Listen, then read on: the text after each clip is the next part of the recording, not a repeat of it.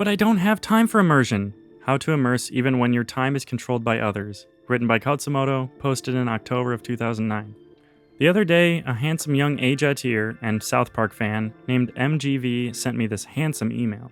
Quote, "On your site, which is awesome, you mentioned that you should spend 18 to 24 hours a day doing something/anything in Japanese. I'm in high school, grade 10. I have school Monday through Friday. I worked it out on a piece of paper, and the most time I can spend listening to Japanese is about 10 hours, and I was a little generous. Anyways, I was hoping you might have some suggestions on how to listen to more Japanese each day. I don't like to make excuses, but I'm wondering how often you had college classes. In other words, how did you find time to get used to Japanese? It's not just with listening. At most, I can review about 5 to 15 kanji a day. At that rate, it will take ages to get through the kanji phase.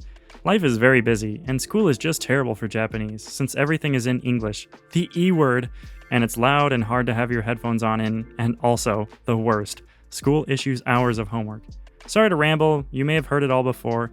It just seems like learning to understand this language is going to take a lot longer than it has to. If you have any suggestions, please write them to me or post them in some immersion article or something." End quote. Khatsumoto's one-line answer.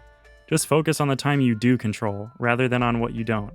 The government and your legal guardians practically force you to be in school, but no one's forcing you to watch English TV in your free time, and no one else but you controls the contents of your iPod, and no one's got a gun to your head telling you to read English websites. Control what you can control. No one reasonably expects any more out of you. Do all you can when you can, and you'll be surprised by how much you do progress and do get done.